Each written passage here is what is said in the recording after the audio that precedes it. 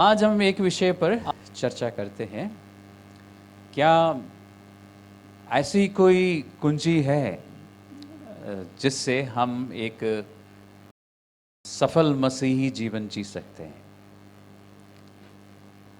हम सबके मन में ये रहता ना कि हमें सफलता चाहिए, विशेष करके प्रभु यीशु मसीह पर विश्वास करने के बाद हम अक्सर चैलेंजेस का सामना करते हैं ना, और मन में ये विचार आता है कहीं ना कहीं एक कुंजी होगी ना बाइबल में जिससे हम एक सफल जीवन जी सकते हैं। तो आज हम देखते हैं, बल्कि बाइबल का अध्ययन करते हुए आपको दिखाई देगा कि बाइबल में बहुत सारी कुंजियां हैं, लेकिन उन सारी कुंजियों को देखना फिर याद रखना कि इस बात के लिए ये वाली कुंजी होगी और इस बात के लिए ये वाली कुंजी होगी, थोड़ा सा मुश्किल है। लेकिन यदि आपके पास एक मास्टर कुंजी हो, मास्टर की, आप लोग समझते हैं ना मास्टर की। अगर आप होटल में कभी रुके हैं तो आपको पता है कि आपको जो कमरा दिया जाता है उसके लिए एक चाबी होती है। उस चाबी से सिर्फ आप ही का कमरा खुल सकता है, दूसरा कमरे में जाके आप किसी और कमरे को खोल नहीं सकते। लेकिन कभी ऐसा भी हुआ होगा कि आपने चाबी अंदर छोड़ दी हो और बाहर आए हो।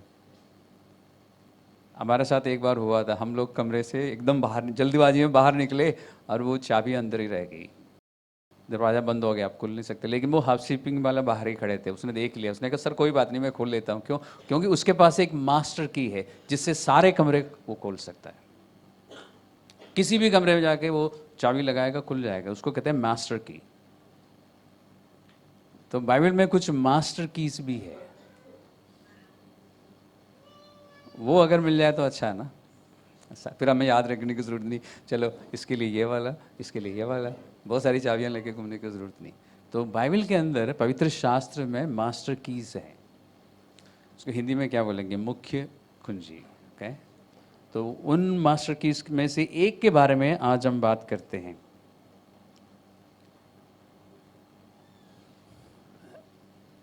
आज जब हम आराधना में गीत गा रहे थे तो बार बार एक शब्द पर ध्यान दिया होगा आपने। एक बार बार हम एक शब्द बोल रहे थे, यीशु मसीह का क्रूस, प्रभु यीशु का क्रूस, या इंग्लिश में द क्रॉस, या उर्दू में सलीब और सूली। बहुत सारे शब्द हैं हमारे पास। आज हम देखते हैं पवित्र शास्त्र में इस क्रूस पे, यीशु मसीह के क्रूस पे कुछ अविश्वसनीय बातें हुई थी। मतलब ऐसी बातें जिसका विश्वास करना या यकीन करना या मन में उसका उसके बारे में सोचना ही मुश्किल है, इतने बड़े बड़े काम हुए हैं। और एक बात, अभी मैंने बोला क्रूस पर, ऑन द क्रॉस। पवित्र शास्त्र बाइबल, नया नियम में जब आप क्रॉस या क्रूस या सलीब या सूली शब्द पढ़ते हैं, और जब मैं बाइबल में से आपको सिखाते हुए क्रूस शब्द का इस्तेमाल करता हूं, तो मेरा मतलब और बाइबल का मतलब उस लकड़ी का क्रॉस नहीं है, लकड़ी से बना हुआ एक क्रूस जिस पर यीशु मसीह ने अपना जीवन दिया। पवित्र शास्त्र जब भी एक दो जगह को छोड़कर, जैसे कि यूहन्ना का 19 का 17 में आपको पढ़ने को मिलेगा, यीशु मसीह अपना क्रूस लिए हुए उस गोलगोता की तरफ गए, वहाँ पर वो लकड़ी के क्रूस के बारे में है। बाकी सब जगहों में और पत्रियों में जहाँ पर भी आप क्रूस शब्द को पढ़ते हैं तो ध्यान रखना, क्रूस का मतलब है यीशु मसीह का बलिदान या मृत्यु। और इसी तरह जब आप बाइबल में यीशु मसीह का लहू के बारे में पढ़ते हैं तो वो लहू का मतलब है यीशु मसीह का बलिदान, जो आपके लिए और मेरे लिए यीशु मसीह ने क्रूस पर किया। इसलिए ध्यान रखना, क्रॉस या क्रूस का मतलब है यीशु मसीह का बलिदान या फिर वो मृत्यु जो यीशु मसीह ने अपने उस क्रूस पर, उस लकड़ी के क्रूस पर दी।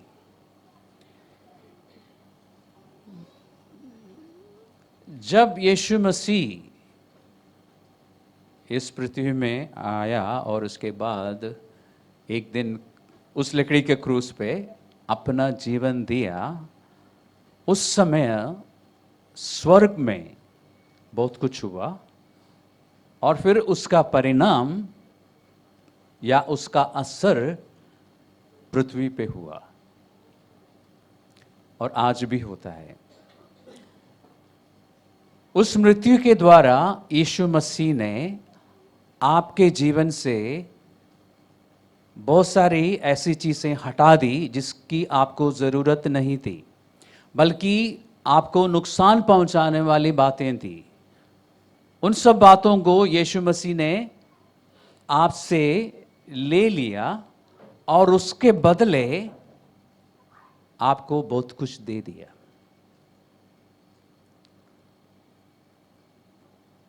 तो यीशु मसीह की मृत्यु के समय क्या हुआ, या क्रूस पर क्या हुआ?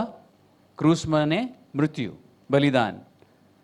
आपके जीवन से बहुत सारी चीजें परमेश्वर ने हटा दी, ऐसी चीजें जिसकी आपको जरूरत नहीं थी, बल्कि आपको नुकसान पहुंचाने वाली बातें थी, और उसके बदले आपको बहुत सारी अच्छी चीजें दी।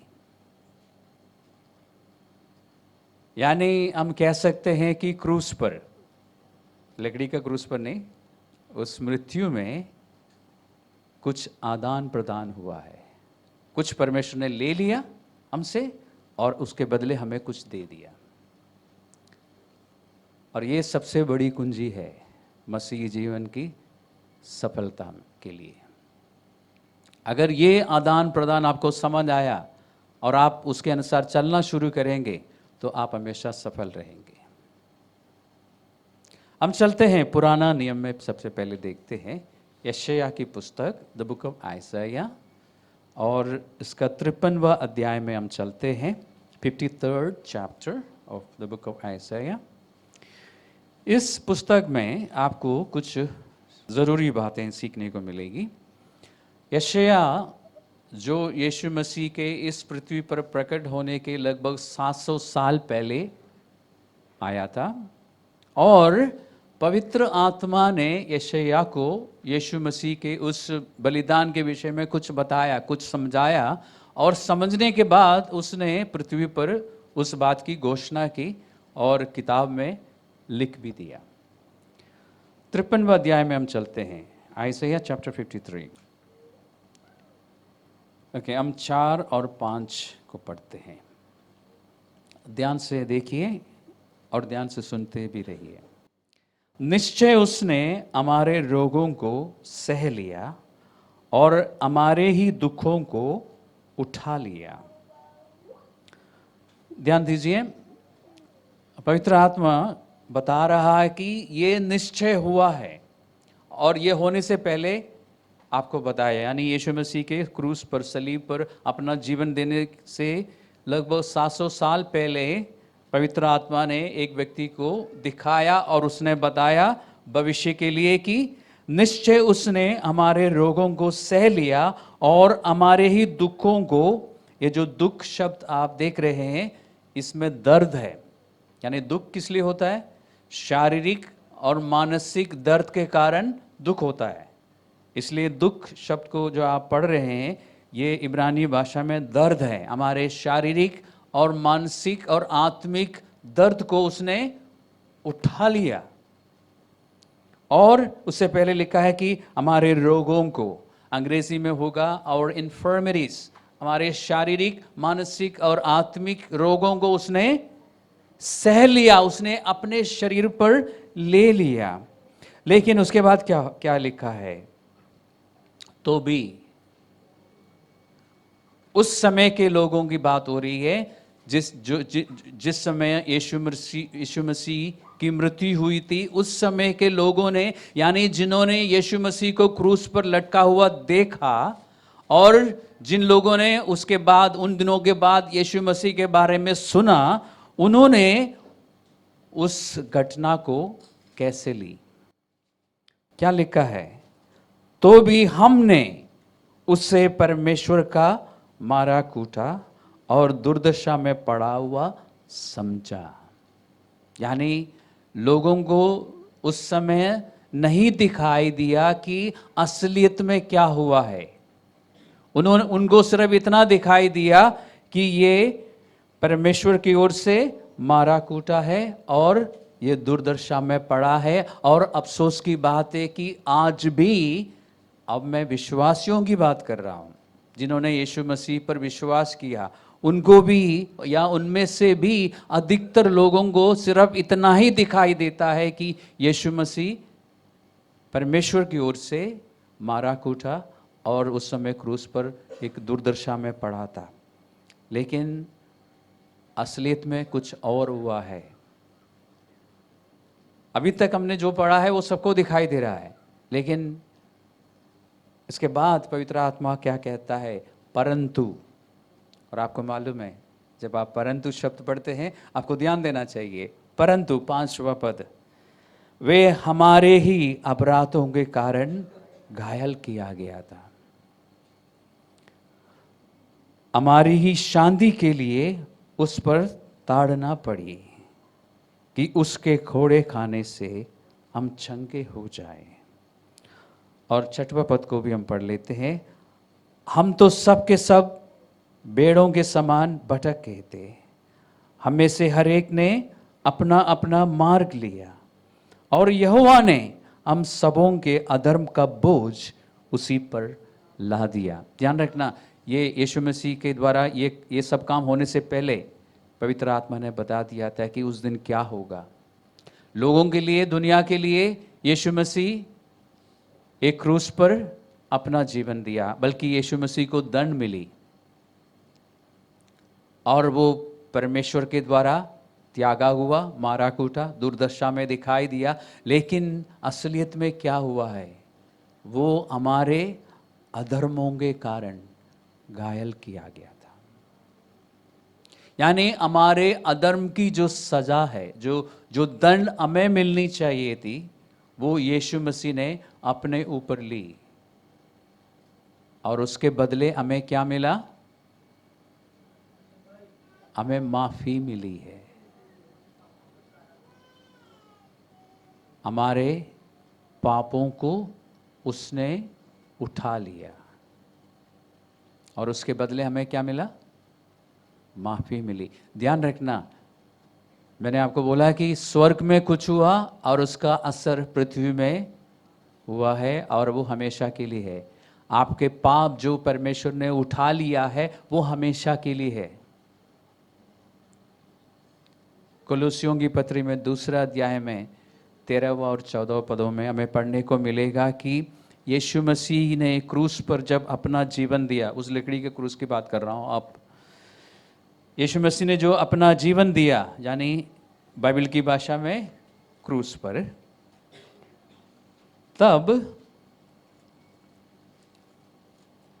हमारे खिलाफ, हमारे खाते में, ध्यान रखना, हमारा एक खाता है स्वर्ग में, हमारे खाते में जितने भी पाप थे, खुद पढ़ लीजिए कुलुस्सियों की पत्री 2 अध्याय, कोलोशियंस चैप्टर 2 13वें पद को हम देखते हैं। उसने तुम्हें भी जो अपने अपराधों और अपने शरीर के खतना रहित दशा में मुर्दा थे उसके साथ जिलाया और हमारे सब अपराधों को क्षमा किया। सबसे पहली बात। और दूसरी बात, और विधियों का वे लेख जो हमारे नाम पर और हमारे विरोध में था मिटा डाला और उसे क्रूस पर कीलों से जड़कर सामने से हटा दिया। यानी हमारे खाते में जितने भी पाप थे, उस दिन की बात कर रहा हूं जिस दिन आपने और मैंने यीशु मसीह पर विश्वास किया, उस दिन आपके खाते में जितने भी पाप थे सब कुछ परमेश्वर ने हटा दिया।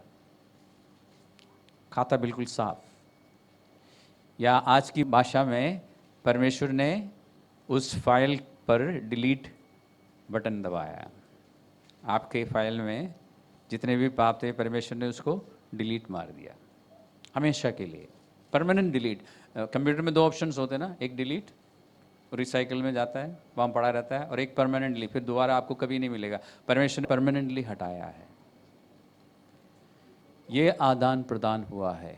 आपके सारे पाप क्षमा हुए, सारे पापों को यीशु मसीह ने उस मृत्यु के द्वारा आपके जीवन से हटा दिया, ताकि आप हमेशा आज़ाद रहे। इससे क्या फ़ायदा मिला आपको?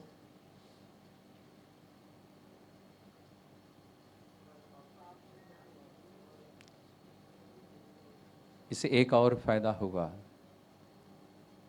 हम देखते हैं। तो दूसरे कुरिन्थियों 5 का 21वां पद को हम देखते हैं। I think it's the last verse. अभी हम सिर्फ एक विषय पर बात कर रहे हैं, या एक आदान प्रदान जो हुआ है, हमारे पापों को उठा लिया और उसके बदले हमें माफ़ी मिली। और ये परमानेंट है, स्थायी रूप से हुआ है। It is irrevocable and irreversible, यानी परमेश्वर उसको कैंसिल नहीं कर सकता। और हमारे चेहरे में क्या होना चाहिए? मुस्कुराहट, मुस्कान होना चाहिए। क्यों? क्योंकि इतना बड़ा काम परमेश्वर ने हमारे लिए किया है, हम इस योग्य नहीं थे। और जब ये बात समझ आती ना, हम एक सफलता की जिंदगी जी सकते हैं। चाहे हमारे साथ कुछ भी होता रहे, चाहे हाथ में या जेब में या बैंक में पैसा हो या ना हो, चाहे हमारे शरीर में बीमारी हो, तभी हम खुश रहेंगे और चेहरे में मुस्कुराहट जरूर होगी। क्यों? क्योंकि हमें पता है कि हमारे सारे पाप क्षमा हुए हैं, क्योंकि उसने सारे पापों को उठा लिया था। लेकिन हम बहुत अच्छे बच्चे हैं कि कभी कभी फिर भी पाप करते हैं, उसका भी परमेश्वर ने इंतज़ाम किया है। लेकिन अभी हम देखते हैं उसके बाद क्या हुआ, या उसके साथ साथ ये सब एक पल भर में ये सारे कुछ हुआ है, एक साथ हुए हैं। एक तो हमारे पापों की हमें क्षमा मिली, क्योंकि यीशु मसीह ने हमारे पापों को अपने ऊपर उठा लिया। दूसरे कुरिन्थियों 5 के 21 में, 2 Corinthians 5:21, इसमें लिखा है कि जो पाप से अज्ञात था, यानी जिसने कोई पाप नहीं किया था, यीशु मसीह के लिए लिखा है कि वो सारी बातों पर हमारे तरफ परखा गया था, लेकिन निष्पाप निकला, यानी कोई पाप नहीं पाया गया यीशु मसीह में। जो पाप से अज्ञात या अनजान था, उसी को परमेश्वर ने हमारे लिए पाप ठहराया। वो 2 जगह लिखा ना, उसी को, उसी ने, यानी यीशु को परमेश्वर ने, पिता ने हमारे लिए पाप ठहराया कि हम उसमें, यानी यीशु मसीह में होकर परमेश्वर की धार्मिकता बन जाए। तो सिर्फ इतना ही नहीं कि हमारे पाप सारे क्षमा हुए, परमेश्वर ने एक और काम किया कि हमें अपनी धार्मिकता दे दी। यीशु मसीह की धार्मिकता हमें मिली। इससे क्या फायदा हुआ? क्योंकि परमेश्वर धर्मी है, परमेश्वर धर्मी है, और परमेश्वर जब हमें अपनी धार्मिकता पहना देता है तो हम में क्या फर्क पड़ता है? तो ओके, हम भी धर्मी बन जाते हैं, अच्छा, अच्छी बात है, इसमें लिखा है। लेकिन इसका मतलब क्या है?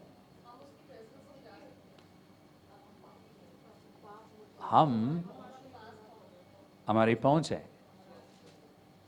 रोमियो 5वां अध्याय में लिखा है, दूसरा पद में, Romans 5:2 लिखा है कि वी हैव एक्सेस, हमारी पहुंच है। आज के कंप्यूटर युग में आपको पता है ना कि एक्सेस का मतलब क्या है? एक्सेस डिनाइड, आपको अच्छी तरह से मालूम है।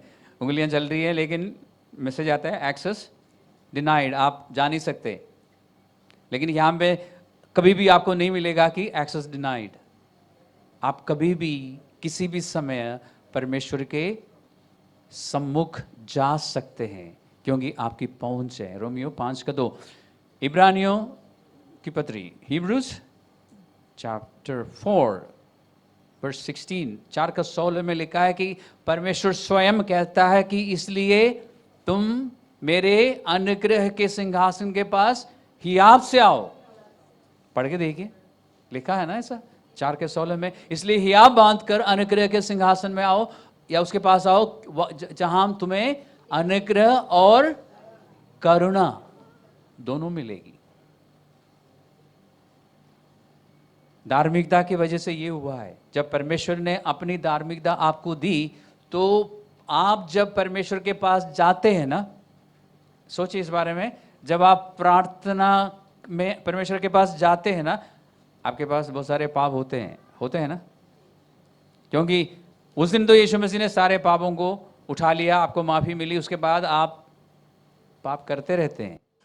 तो आपके जीवन में इस समय विचार कीजिए, जब आप पहली बार यीशु मसीह के पास आए, यानी जब किसी ने आपको सुसमाचार बताया और आपने विश्वास किया, उस समय आपके जीवन में अनगिनत पाप थे, बहुत सारे पाप थे ना, सारे के सारे परमेश्वर ने उठा लिया, आपको माफी मिली, आप अच्छे बच्चे बन गए, आपको धार्मिकता यीशु मसीह ने दे दी या पहना दी। आज भी जब आप प्रार्थना करने के लिए परमेश्वर के पास जाते हैं ना, मतलब परमेश्वर खड़े होके या बैठ के या घुटनों में या चर्च में या घर में, जब भी आप कुछ मुंह खोल के बोलना शुरू करते हैं ना, आपके आपके आपके जीवन में पाप होते हैं, लेकिन परमेश्वर उन पापों को नहीं देखता। तो ध्यान दीजिए, आज की तारीख में और आज के बाद भी जब भी आप प्रार्थना में परमेश्वर के पास या अपनी समस्याओं को लेके प्रभु से थोड़ी सी मदद के लिए याचना करते हैं, करने की जरूरत नहीं है ना, याचना हम कर, परमेश्वर कहते हैं याचना करने की जरूरत नहीं, मुझसे मांग सकते हो। वो कहता है कि तुम हियाव से मेरे पास आ सकते हो, क्योंकि परमेश्वर आपके पापों को नहीं देखता। फिर क्या देखता है परमेश्वर? आपने एक कोट पहन रखी है, आपने यीशु मसीह की धार्मिकता पहन रखी है, उस धार्मिकता की वजह से परमेश्वर आप पर करुणा दिखाता है, आपको अनुग्रह देता है, आपकी प्रार्थनाओं को वो सुन लेता है। उसने कहा कि मांगो तो तुम्हें दिया जाएगा, इसलिए वो कहता है कि मांगो, और हम मांगते हैं और हमें मिल भी जाता है। सफल मसीही जीवन की कुंजी ये है, उसने सारे पापों को उठा लिया था और मुझे अपनी धार्मिकता दी, और उस धार्मिकता की वजह से आज मैं हियाव से उसके पास जा सकता हूँ। मेरे पास पाप है, मेरे जीवन में पाप है, लेकिन मैं जा सकता हूँ, और वो मेरे पापों को नहीं देखता, मेरी प्रार्थनाओं को सुन लेता है। अच्छी बात है ना?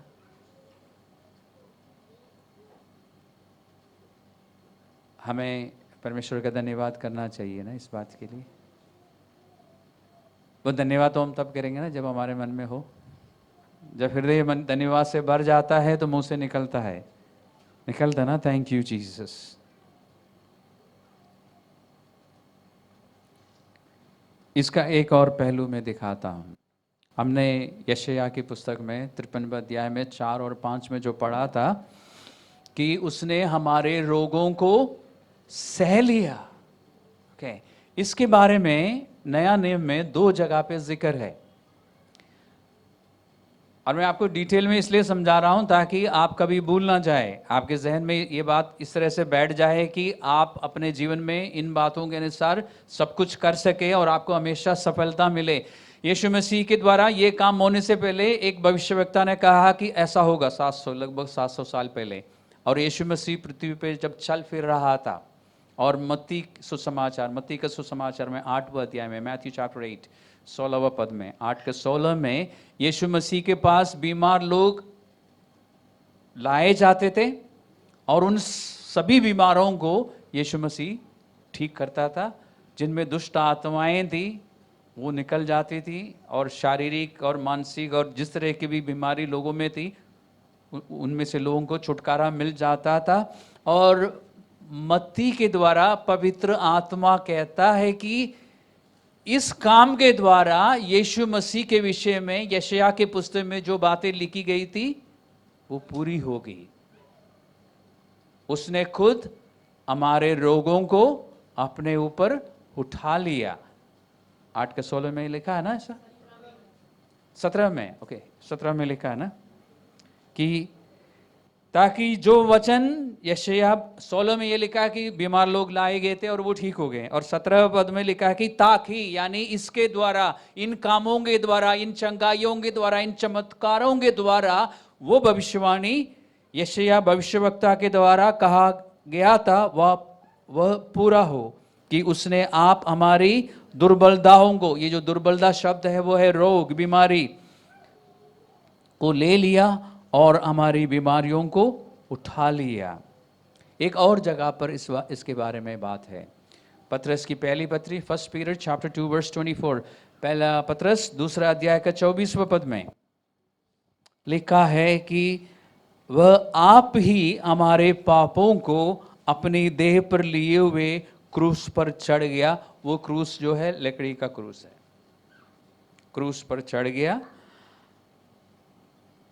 जिससे हम पापों के लिए मर कर धार्मिकता के लिए जीवन बिताए, उसी के मार खाने से तुम चंगे हुए। तो दो जगह में नया नियम में हमें पढ़ने को मिलता है, सुनने को मिलता है कि यीशु मसीह के लिए जो भविष्यवाणी हुई है वो पूरी हो गई है, कि हमारे रोगों से उसने हमें छुड़ा लिया।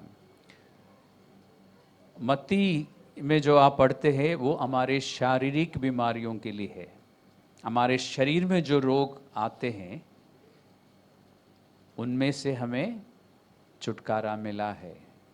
लेकिन पतरस में जो आप देखते हैं वो हमारे शरीर की बीमारियों के विषय में नहीं, हमारी आत्मा के विषय में है। हमारे पापों और अपराधों के कारण हमारी आत्मा बीमार थी, परमेश्वर से अलग हो गई थी। इसलिए पवित्र शास्त्र बाइबल कहता है कि तुम मरे हुए थे, अपने पापों और अपराधों के कारण तुम्हारी आत्मा मरी हुई थी, मतलब परमेश्वर से जुड़ी हुई नहीं थी, बीमार थी। हमारी बीमार आत्मा को चंगाई मिली उस दिन जिस दिन आपने यीशु मसीह पर विश्वास किया। आपकी आत्मा परमेश्वर के साथ जुड़ गई, ठीक हो गई। तो पतरस जो बता रहा है वो आपकी और मेरी आत्मिक चंगाई को लेके है, लेकिन मत्ती जो बता रहा है वो हमारे शारीरिक और मानसिक चंगाइयों को लेके है। यानी हर रीति से हमें चंगाई मिली है। हमारी आत्मा ठीक हो गई, हमारा मन ठीक हुए, हमारा शरीर ठीक हुए, और ये चंगाई जो उस दिन क्रूस के द्वारा आपको मिली है, जब तक आप जीवित है आपको बार बार मिल सकती है। क्योंकि जब आपने यीशु मसीह पर विश्वास किया, आपको यकीन है कि आपकी मुक्ति हो गई है ना, उद्धार हो गया, साल्वेशन आपको मिल गया। लेकिन आपके व्यक्तित्व का कौन से हिस्से को साल्वेशन मिला है? आपकी आत्मा को मुक्ति मिली है पूरी तरह से। आपकी आत्मा को मुक्ति मिली है। आपका दिमाग जो है, आपका मन जो है, आपकी जो भावनाएं हैं, उनका अभी पूरी तरह से साल्वेशन नहीं हुआ है, वो धीरे धीरे हो रहा है। जैसे जैसे हम वचन को समझते हैं और अपने विचारों को बदलते हैं, हमारे मन में साल्वेशन मिलता है, यानी मुक्ति मिलती है हमें। वो एक दिन कंप्लीट होगी, अभी जारी है। और हमारा शरीर, ये शरीर एक दिन मरेगा ना, इसका मतलब इस शरीर को अभी मुक्ति नहीं मिली है, इसलिए ये शरीर बार बार बीमार हो भी जाता है। कभी कभी बीमार हो जाता है ना, पहले हम बार बार होते थे, अब नहीं होते, अब कभी कभी बीमार हो जाते हैं। क्यों? क्योंकि ये शरीर अभी कमजोर है, अभी इसको मुक्ति नहीं मिली है, लेकिन एक दिन मिलेगी। कब? पुनरुत्थान के दिन हमें एक नया शरीर मिलेगा। यीशु मसीह ने कहा ना, इसलिए यीशु मसीह ने कहा, यूहन्ना का 11वां अध्याय में बताया कि जो मुझ पर विश्वास करेगा वो मर के भी जीवित रहेगा। क्यों? क्योंकि आत्मा परमेश्वर के साथ जुड़ गई, शरीर में हमारी मृत्यु होगी, लेकिन हमें पुनरुत्थान के दिन एक नया शरीर मिलेगा। पढ़ा है ना बाइबल में आपने, एक नया शरीर। फिर आपको दरवाजा खटखटाने की जरूरत नहीं। क्या मतलब? आप आर पार हो सकते हैं। जैसे यीशु मसीह के पुनरुत्थान के बाद जब चेले बंद कमरे में थे, और लिखा है ना कि अचानक यीशु मसीह उनके सामने खड़ा हुआ, किसी ने दरवाज़ा नहीं खोला था। ऐसा शरीर आपको मिलेगा, मुझे मिलेगा। लेकिन फिलहाल हम इस शरीर में है, तो अब नीचे आने की ज़रूरत है हमें थोड़ा सा। अब थोड़ी देर पहले हम ऊपर थे ना, मतलब उस शरीर के बारे में सोच रहे थे, अब नीचे आ जाइए। इस शरीर में, क्योंकि इसको अभी पूरी तरह से मुक्ति नहीं मिली है, बीच बीच में हम बीमार हो जाते हैं, लेकिन हम परमेश्वर के पास जा सकते हैं चंगाई पाने के लिए, और हम चंगे हो सकते हैं प्रार्थना से, खुद की प्रार्थना से, कभी कभी दूसरों की प्रार्थना से, कभी कभी आत्मा की पवित्र आत्मा का वरदान, चंगाई का वरदान का काम करने के द्वारा, और कभी कभी उसके वचन को पढ़ने से चंगाई मिलती है। इसलिए भजन 105 में है ना, लिखा है ना कि वो अपना वचन भेजकर लोगों को चंगा करता है। यानी बीमारी की दिशा में कई बार पवित्र आत्मा आपको वचन से कुछ याद दिलाता है, और जैसे ही वो बात आपको समझ आती है, आप ठीक हो जाते हैं। या फिर आप बाइबल खोल के पढ़ना शुरू करते हैं, और पढ़ते पढ़ते पढ़ते आप ठीक हो जाते हैं। अगर आज तक वो अनुभव नहीं मिला तो बीमार होने की प्रार्थना मत करना, लेकिन जब बीमार हो जाएंगे तो बाइबल पढ़ना शुरू करना, ठीक है। उस एक्सपीरियंस को पाने के लिए ये मत कहना कि मैं बीमार हो जाऊँ, नहीं, आप बीमार तो कभी नहीं हो तो बहुत अच्छी बात है, प्रार्थना कीजिए कभी बीमार ना हो। लेकिन अगर बीमार हो जाते हैं तो परमेश्वर के इस काम की वजह से, ये जो क्रूस पे आदान प्रदान हुआ ना, कि आपके बीमारियों को, रोगों को उसने उठा लिया और आपको चंगाई दी, उस वजह से, उस आत्मिक चंगाई की वजह से आपके शरीर में बार बार चंगाई आ सकती है। तो कभी परमेश्वर से आप सीधा जाके प्रार्थना करेंगे कि परमेश्वर मुझे ठीक कर, और आप ठीक हो जाएंगे। कभी आप अपने अधिकार से बोलेंगे शरीर को ठीक होने के लिए, शरीर ठीक हो जाएगा। कभी आप किसी और के पास जाके बोलेंगे मेरे लिए प्रार्थना करना, मैं थोड़ा सा बीमार हूँ, ओके, आपके लिए प्रार्थना होगी, आप ठीक हो जाएंगे। और कभी कभी आप चर्च में बैठे होंगे और परमेश्वर बोलेगा, जैसे कि आज किसी के लिए बोला था ना कि कुछ रोगों से या तकलीफ से आपको छुटकारा मिल रहा है। बाय द वे, सिस्टर संतोष ने बताया था कि किसी के पल्स रेट ठीक नहीं है, परमेश्वर आपको ठीक कर रहा है, हार्ट का जो धड़कन है उसका रेट ठीक नहीं है, यही बोला था ना आपने। और किसी का ईसीजी, यही बोला था ना, खराब आया है, परमेश्वर उसको ठीक कर रहा है, ओके। तो इस तरह परमेश्वर ठीक कर देता है आपके बिना मांगे भी। आप सोच के बैठे होंगे कि आज मैं चर्च जाऊंगा, मैं चर्च में प्रार्थना कराऊंगा और प्रार्थना के बाद मैं ठीक होऊंगा। आप इमेजिन करते हैं, अच्छी बात है, इमेजिन करना चाहिए। इमेजिनेशन, पावर ऑफ इमेजिनेशन परमेश्वर ने किस लिए दिया है? अच्छी बातों को सोचने के लिए और कल्पना करने के लिए, बेकार की बातें सोचने के लिए नहीं। इसलिए आप घर में से निकलते समय ऐसा सोचेंगे ना कि आज चर्च में बैठूंगा जाके, या बैठूंगी, फिर प्रार्थना होगी, आराधना होगी, और रीना सामने आएगी या पास्टर राहुल या कोई ना कोई सामने आके बोलेगा कि इस तरह की बीमारियां ठीक हो रही है, वो मेरे लिए होगा। अब इमेजिन करके आते होंगे ना, करके आना चाहिए आपको। जो सोचता है, विचार करता है, वही विश्वास करेगा ना, फिर आपके विश्वास के अनुसार आपके साथ होगा। लेकिन अगर ये सब कुछ नहीं होता तो आप प्रार्थना के लाइन में खड़े हो जाएंगे, कोई हाथ रखेगा, प्रार्थना करेगा, आप ठीक हो जाएंगे। तो ये सब कुछ परमेश्वर ने आपके लिए उपलब्ध कराया है उस क्रूस की वजह से। कौन सा क्रूस? उस बलिदान की वजह से। इसलिए क्रूस शब्द जब भी कोई बोलता है या बाइबल में आप पढ़ते हैं, आपको ध्यान देना चाहिए कि कौन सा क्रूस है। ज़्यादातर क्रूस जो है, क्रॉस जो है, उस बलिदान के लिए ही है। एक दो जगह पे आपको उस लकड़ी का क्रूस के लिए मिलेगा क्रूस शब्द। ये मैं विस्तार रूप से इसलिए समझा रहा हूँ ताकि जब आप बाइबल पढ़ते हैं तो आपको समझ आए कि मैं क्या पढ़ रहा हूँ, ओके। तो परमेश्वर ने एक बहुत बड़ा काम किया है क्रूस पर। आपके पापों को उठा लिया, आपको माफी मिली। उस माफी के कारण आज भी जब आप पाप के करने के बाद प्रभु से माफी मांगने की आपको जरूरत नहीं, फिर क्या करने की जरूरत है? अपना पाप अंगीकार करने की जरूरत है। पहले यूहन्ना पहला अध्याय 9वां पद, 1 जॉन चैप्टर 1 वर्स 9, आप पढ़ लेना। जैसे आप अपना पाप परमेश्वर के सामने मानते हैं, आपको माफी मिल जाती है। आपके खाते में से वो,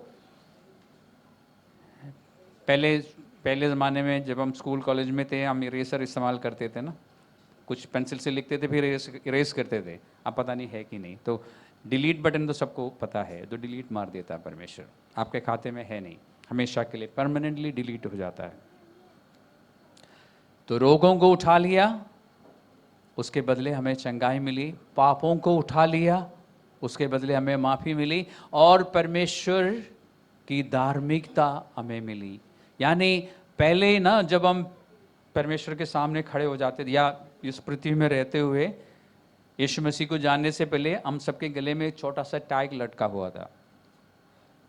जैसे आप शॉपिंग के लिए जाते तो कपड़ों में टैग होता ना, उसमें बड़ा बड़ा सा लिखा होता है कि ब्रांड नेम वगैरह लिखा होता है, फिर छोटा सा लिखा होता है कितने का है ना। ऐसा एक टैग हमारे गले पे लटका हुआ था जिसमें लिखा हुआ था पापी। हम पापी थे, लेकिन अब उस क्रूस के द्वारा, क्रूस का मतलब उस बलिदान के द्वारा, और क्योंकि हमने उस क्रूस को यानी उस बलिदान को स्वीकार किया, हमने विश्वास किया कि यीशु ने मेरे लिए क्रूस पर अपना जीवन दिया, वो टैग जो है उसमें से वो पापी शब्द डिलीट मार दिया परमेश्वर ने। अब उसमें लिखा है कि ये संत है, ही इज ए सेंट। इसलिए पत्रियों में कुरिन्थियों को लेकर जितनी भी पत्रियां हैं जिसको पढ़ते हैं उसमें लिखा है कि उन संतों के नाम आपके और मेरे लिए, आपके लिए और मेरे लिए लिखा है। अब हम पापी नहीं हैं, इसका मतलब ये नहीं कि हम पाप नहीं करते, लेकिन पापी जो छाप हम पर लगी हुई थी वो इरेज हो गया, वो डिलीट कर दिया परमेश्वर ने। अब हम क्या है, परमेश्वर की नज़र में हम संत लोग हैं, जो इस दुनिया से अलग किए हुए लोग हैं। संत का मतलब ये है हम इस दुनिया के नहीं हैं, एक स्पेशल खास दर्जा हमें मिला है, हम संत हैं। और इसमें आपको क्या देखने को मिलता है? परमेश्वर का प्यार, इतना प्यार वो करता है। उसने वादा किया है कि मैं तुम्हें हमेशा के प्यार से प्यार करूंगा, यानी मेरा प्यार हमेशा रहेगा। उसने वादा किया है कि मैं तुम्हें कभी नहीं छोड़ूंगा, कभी नहीं त्यागूंगा। उस प्यार की वजह से, उस प्यार के कारण ये सब कुछ परमेश्वर ने हमारे लिए किया है। सबसे बड़ी कुंजी ये है, और भी है, लेकिन अगर ये आपको पता हो, अगर ये बात समझ आती है हमें, तो चाहे जीवन में कुछ भी होता रहे, आप सफलता के साथ जीवन जी सकेंगे। उसने मेरे पापों को उठा लिया और मुझे माफ़ी मिली है। उसने मेरे रोगों को उठा लिया, मुझे चंगाई मिली है।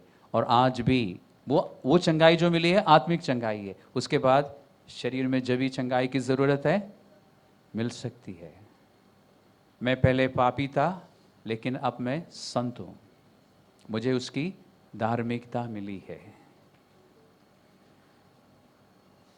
इसके कारण हम हमेशा आज़ादी में चल सकते हैं। एक और दिखाता हूँ, इसका एक और पहलू आपको दिखाता हूँ। इसमें बहुत सारे पहलू हैं।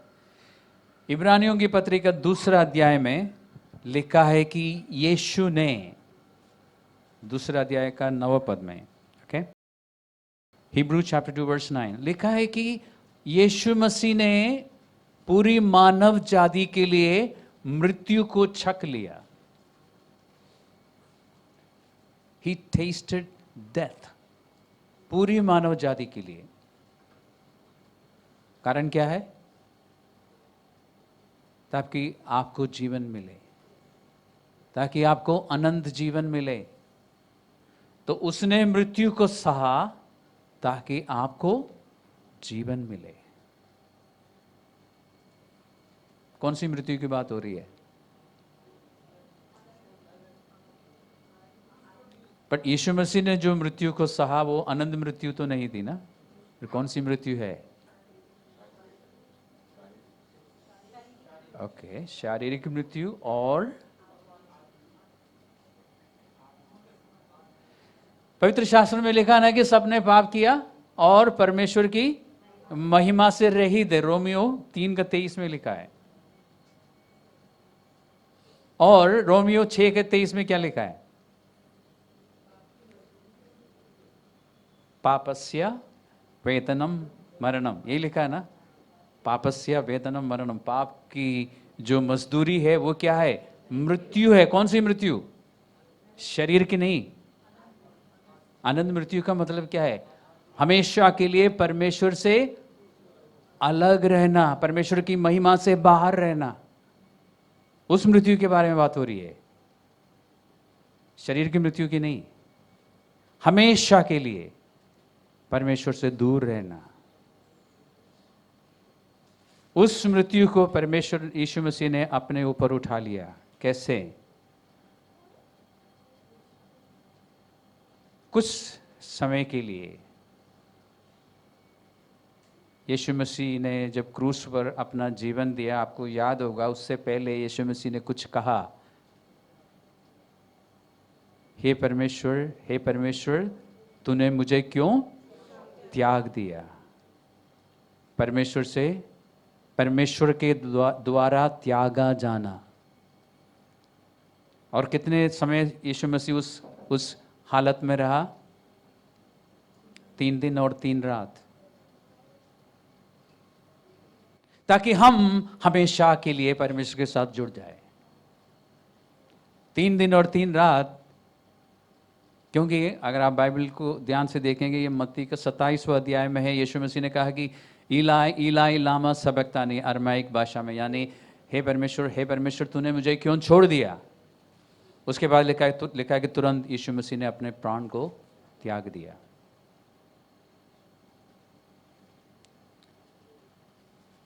यीशु मसीह ने ऐसी मृत्यु हमारे लिए सही, ताकि हमें अनंत जीवन मिल जाए। और उसमें एक और बात है, अभी हम शारीरिक और आत्मिक चंगाई की बात कर रहे हैं ना, एक और चंगाई की हमें ज़रूरत होती है ना। हमारी भावनाओं में ठेस पहुंचती है, जो कि सबसे खतरनाक है ना? जब हमारी भावनाओं में ठेस पहुंचती है तो बहुत कुछ खराब हो जाता है। आपको अभी मैंने बोला ना कि पिता ने यीशु मसीह को कुछ समय के लिए छोड़ दिया था।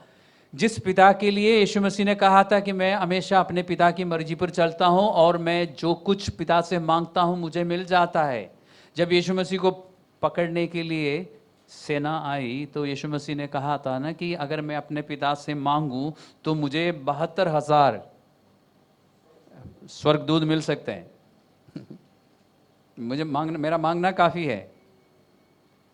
जब लाजरस को जिंदा करने से पहले यीशु मसीह ने क्या कहा था? पिता मैं जानता हूं कि जो कुछ मैं तेरे से मांगता हूं तू मुझे देता है, लेकिन मैं अभी इनके सामने मांग रहा हूं ताकि इनको विश्वास आए। यीशु मसीह को प्रार्थना करने की जरूरत नहीं थी, इतना कहना काफ़ी था कि लाजरस बाहर निकल, लेकिन यीशु मसीह ने कहा कि मैं इनके लिए कह रहा हूं ताकि इनको पता रहे कि तू प्रार्थना सुनता है। लेकिन क्रूस पर जब आपके और मेरे और पूरी मानव जाति का पाप को लेकर यीशु मसीह क्रूस पे, उस लकड़ी के क्रूस पे लटका हुआ था, उस समय पिता ने अपना मुंह इधर कर दिया, यीशु मसीह को नहीं देखा, यीशु मसीह की उस पुकार का जवाब नहीं दिया। तब मनुष्य की भाषा में हम कह सकते हैं कि यीशु मसीह क्योंकि मनुष्य के रूप में था, प्रभु का दिल टूट गया। तो he died with A broken heart. शारीरिक मृत्यु से पहले दिल टूट गया यीशु मसीह का। यीशु मसीह ने उस बात को क्यों सह लिया? ताकि आपके टूटे हुए दिलों में चंगाई हो। यीशु मसीह ने रिजेक्शन एक्सपीरियंस किया, त्यागा जाना, जो कि हम सबके जीवन में होता है ना? बच्चे कई बार माँ बाप से ऐसा महसूस करते हैं कि माँ बाप हमें प्यार नहीं करते। कभी स्कूल में टीचर्स के द्वारा हमें रिजेक्शन मिलता है। हमारे काम करने की जगह पे कई बार ऐसा होता है, रिजेक्शन हम महसूस करते हैं, हर जगह पे रिजेक्शन हमें मिलता है, लेकिन यीशु मसीह ने रिजेक्शन को सह लिया, इस तरह ठुकराए जाना सह लिया, ताकि हम परमेश्वर के सामने ग्रहण योग्य हो। पवित्र शास्त्र में लिखा है कि परमेश्वर ने हमें अपनी संतान होने का अधिकार दिया है।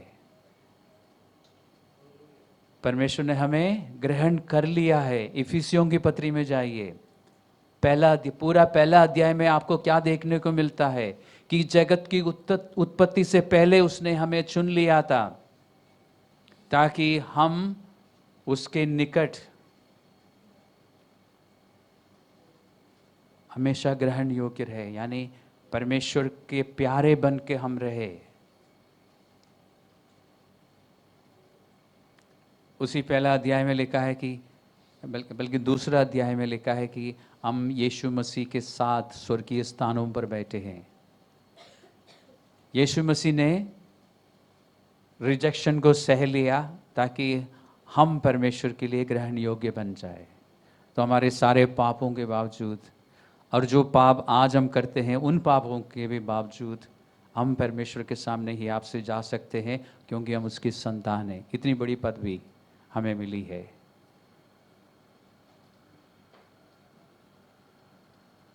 तो ये अच्छा है ना। और भी बहुत सारी बातें हैं।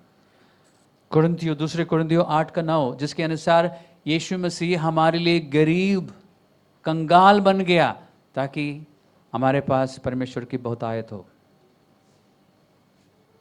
दूसरा कुरिन्थियों 8:9 के अनुसार।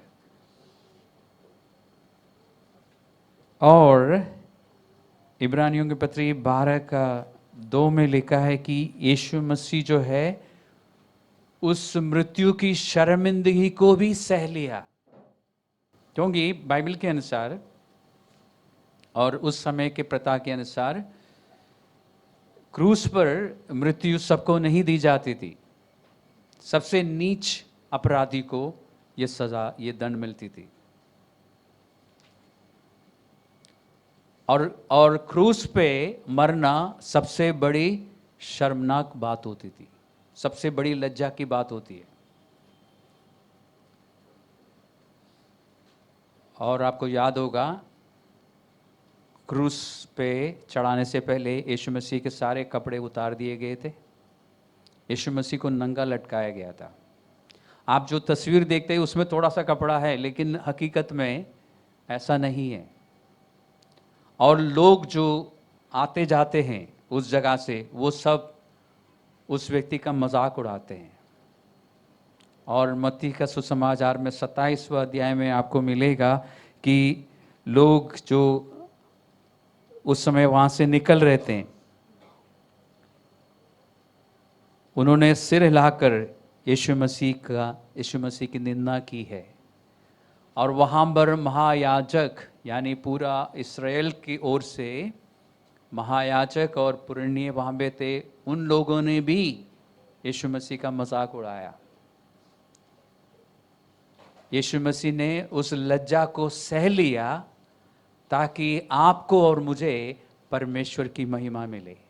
पवित्र शास्त्र के अनुसार हम यीशु मसीह के साथ परमेश्वर की महिमा के भागीदार हैं आज। यह है क्रूस का काम। उस बलिदान से आपको क्या मिला और आपसे क्या परमेश्वर ने ले लिया या आपके जीवन से हटा दिया। आपकी शर्मिंदगी को, आपके शर्म को हटा दिया। आपको लज्जा के साथ आज इस दुनिया में रहने की जरूरत नहीं है। आप किस बैकग्राउंड से आए हैं कोई फर्क नहीं पड़ता।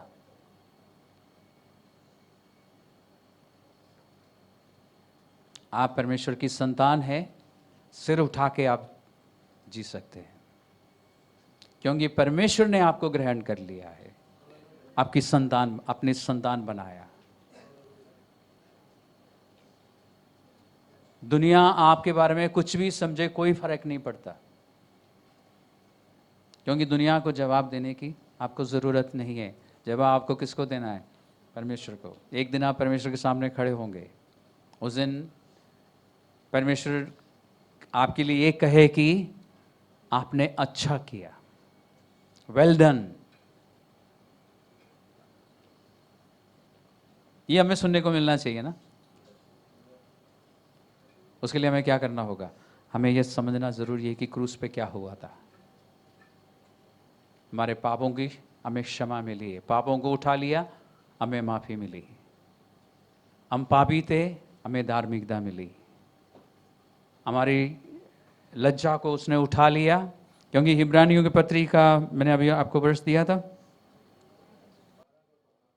12 अध्याय के दूसरे पद में ही लिखा है कि उसने मृत्यु की लज्जा को, या क्रूस की मृत्यु को, कि क्रूस की मृत्यु से जुड़ी हुई उस लज्जा को उसने तुच्छ जाना। उसने उसकी परवाह नहीं की कि मेरी लज्जा हो रही है, ताकि आप उस महिमा के भागीदार बने।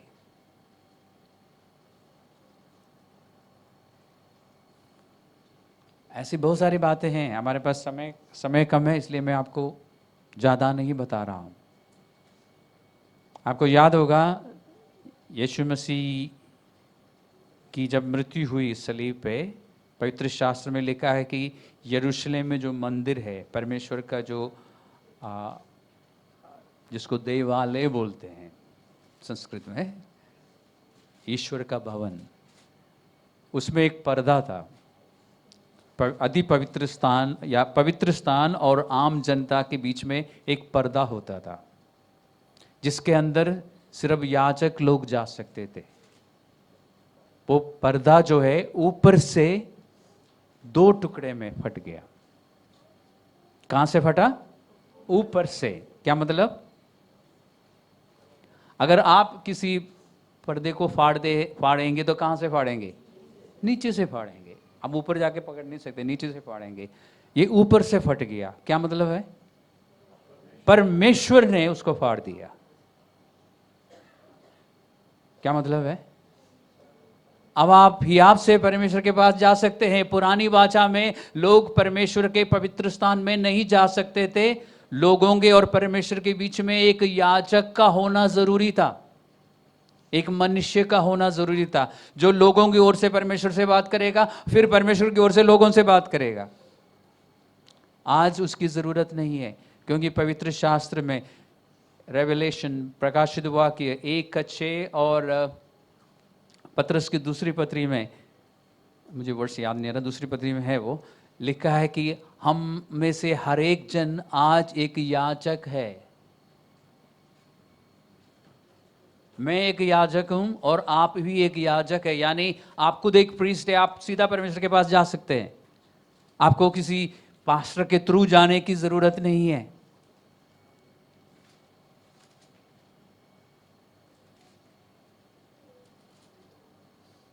मैं नहीं कह रहा हूं कि आपको पास्टर्स, लीडर्स की जरूरत नहीं है, लेकिन प्रार्थना में हमेशा आप सीधा परमेश्वर के पास जा सकते हैं। पुरानी वाचा में लोग ऐसा नहीं कर सकते थे। उनको हर काम के लिए एक याजक, एक प्रीस्ट की जरूरत थी, क्योंकि केवल याजक अंदर जा सकते थे, लेकिन आप सीधा जा सकते हैं। वो पर्दा जो है परमेश्वर ने फाड़ दिया, वो दूरी को परमेश्वर ने हटा दिया। क्रूस में ये हुआ है, या क्रूस के कारण ये हुआ है। इनमें से अभी मैंने बहुत सारी बातें आपको बता दी, उनमें से एक भी बात आपको याद रहेगी तो आप सफलता की जिंदगी जी सकते हैं। क्रूस में ऐसे कई बातें हुई है, मुख्य बातें मैंने आपको बता दी। एक और बता देता हूं, सबसे बड़ी बात, हमारे सारे श्राप हमारे जीवन से हटा दिया परमेश्वर ने।